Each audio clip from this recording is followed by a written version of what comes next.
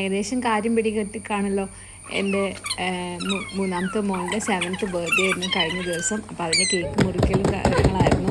അപ്പോൾ ഹസ്ബൻഡ് ഇല്ലാത്ത കാരണം ഞാനും എൻ്റെ സിസ്റ്ററിൻ്റെ ഫാമിലിയും കൂടിയാണ് ഭക്ഷണം കഴിക്കാനായിട്ട് പുറത്തേക്ക് ഇറങ്ങിയത്. നമ്മൾ കൊച്ചിയിലെ റോസ് ടൗൺ എന്ന് പറഞ്ഞ റെസ്റ്റോറൻറ്റിലാണ് പോയത്. ഇതിന് മുമ്പ് ഞാൻ അവിടെ പോയിട്ടുണ്ട്. നല്ല ആംബിയൻസും നല്ല ഫുഡും ആണ് കേട്ടോ. അപ്പോൾ ഇപ്രാവശ്യം നമ്മൾ ഓർഡർ ചെയ്ത് വോണ്ടൻ സൂപ്പായിരുന്നു സൂപ്പായിട്ട് പറഞ്ഞത്. പിന്നെ സ്റ്റാർട്ടേഴ്സാണ് പറഞ്ഞത്.